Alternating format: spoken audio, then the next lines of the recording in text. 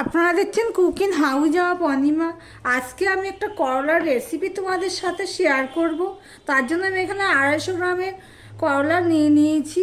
এবার করলাগুলো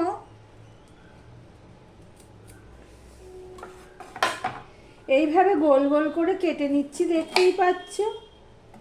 ভিডিওটি স্কিপ করো না, তাহলে বুঝতে পারবে না কিভাবে রান্না করছি, প্লিজ বন্ধুরা।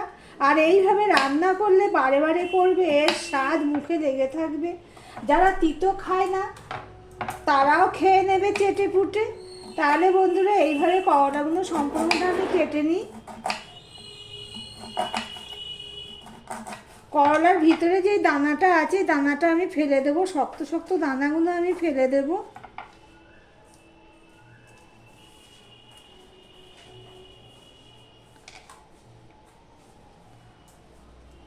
বন্ধুরা একটা কড়াই বসিয়ে দিয়েছি গ্যাসটা অন করে।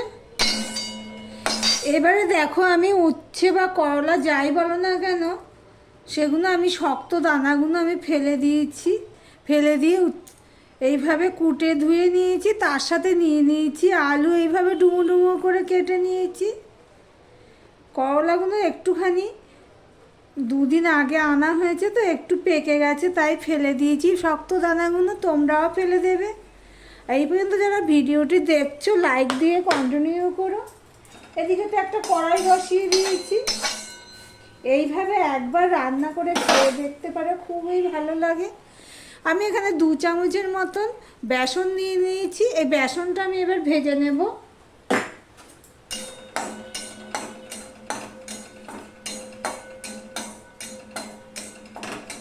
তাড়াতাড়ি হওয়ার জন্য আমি একটু বড় করে দিলাম।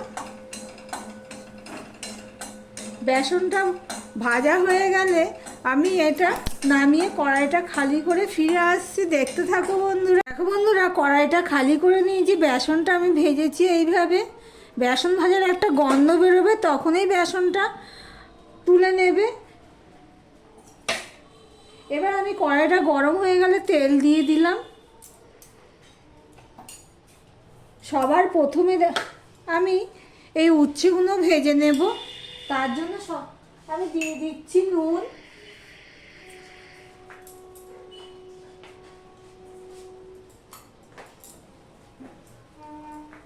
এবার আমি উচ্ছেগুলো দিয়ে দিলাম।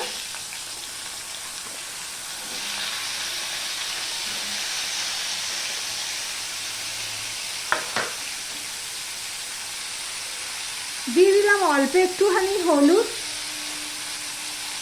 সামান্য একটু হলুদ দিয়েছি, পরে বুঝে হলুদ দেব।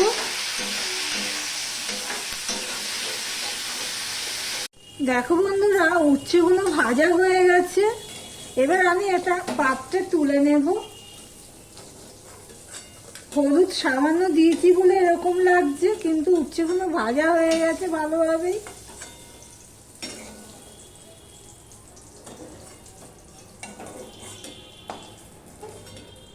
এবার এর মধ্যে আমি আরেকটু তেল দিয়ে দেব। অল্প তেল আছে, তার মধ্যে আমি আরেকটু তেল দিয়ে দিচ্ছি। সাদা তেল দিয়েই রান্নাটা করছি। এবার দেখো একটা শুকনো লঙ্কাকে আমি এইভাবে ভেঙে দিয়ে দিলাম। দিয়ে দিলাম 1/2 চামচের মতন 5 ফোড়ন। দেখো 5 ফোড়নটা হয়ে গেছে। এটা আমি নিরামিষ করে করছি বলে আমি 5 ফোড়ন দিলাম।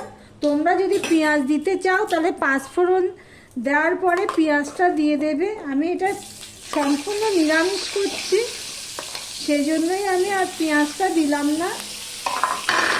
দিয়ে আমি ছোট করে দিয়ে আমি আলুটাকে ভেজে নেব। প্লিজ বন্ধুরা স্কিপ করো না, ঢাকা দিয়ে দিয়েই ভেজে নেব।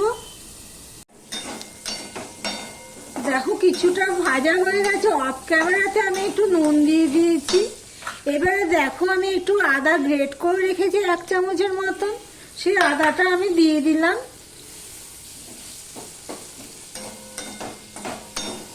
আদাটা দিয়েছি এই কারণে, আদাটা দিলে দেখবো মুখে কামড় করবে, খেতে ভালো লাগবে, সেই জন্যই আমি আদাটা গ্রেট করে দিয়েছি। পেস্ট করা নয়, কিন্তু গ্রেট করা।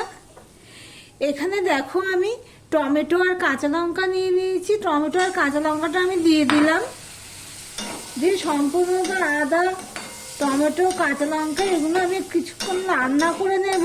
দেখতে থাকো বন্ধুরা, প্লিজ স্কিপ করো না। আর আমার ভিডিওটি যদি ভালো লেগে থাকে প্লিজ লাইক কমেন্ট শেয়ার করে দিও। আর যারা নতুন বন্ধু ভিডিওটি দেখছো এখনো পর্যন্ত সাবস্ক্রাইব করেনি তাদেরকে বলবো চ্যানেলটি সাবস্ক্রাইব করে পাশে থাকার জন্য। এবার এর মধ্যে কিছু মশলা অ্যাড করব। আমি হলুদ দিয়ে দিলাম হাফ চামচ, আমি ধনের গুঁড়ো দিয়ে দিলাম, আর হাফ চামচ জিরের গুঁড়ো দিয়ে দিলাম। লঙ্কার গুঁড়ো আমি হাফ চামচ দিয়ে দিলাম। মশলাটা কষানোর জন্য একটু জল দিয়ে দিলাম। এবার মশলাটা আমি ভালো করে কষিয়ে নেব। দেখতে থাকো বন্ধুরা, স্কিপ করো না প্লিজ। তোমাদেরকে বলছি একদম ওয়াচ টাইম হচ্ছে না, তার মধ্যে আবার ওয়াচ টাইম কেটে যাচ্ছে।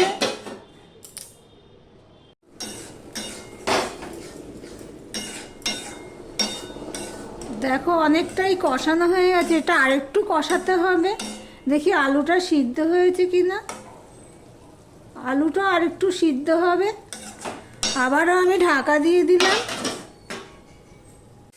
দেখো বন্ধুরা মশলাটা কষানো হয়ে গেছে।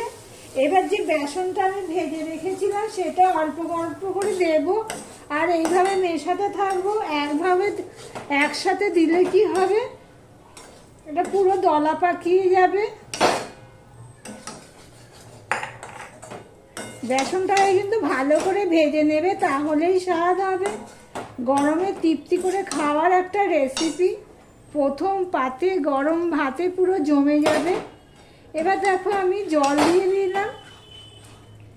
এখানে আমি দেখবো আরেকটু জল লাগবে কি না। আরও একটু জল লাগবে।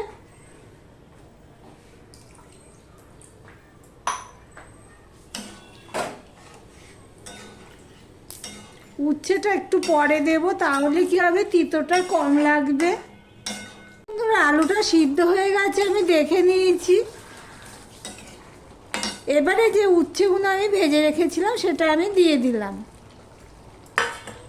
তোমরা একবার এইভাবে করে খেয়ে দেখতে পারো, খুবই ভালো লাগে খেতে। এবার এর মধ্যে আমি দিয়ে দেব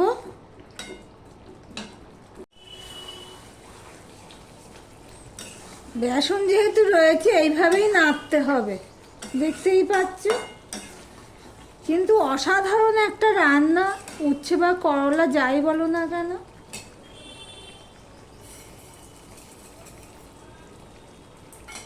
চিনি দিয়ে দিলাম দেখতেই পেলে। এবার আমি এটা 1 মিনিটের মতন ফুটিয়ে নেব। যতক্ষণ না চিনিটা গলে যাচ্ছে ততক্ষণ আমি ফুটিয়ে নেব।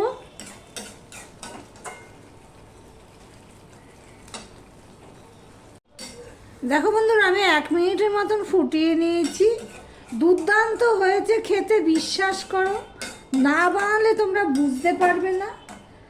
এইভাবে একবার গরমে তৃপ্তি করে খাওয়ার মতো একটা রেসিপি, দেখতেই পাচ্ছ। একদম তিতো লাগছে না, যেহেতু উচ্ছেটাকে ভেজে নিয়েছি আর বেসনেও তিতোটা কিছুটা টেনে নিয়েছে, যার জন্য সব মিলিয়ে রেসিপিটা খুব দারুণ হয়েছে। তাহলে ভিডিওটি আজকের মতন এখানেই শেষ করলাম। আবার অন্য কোনো রেসিপি নিয়ে চলে আসবো। টাটা।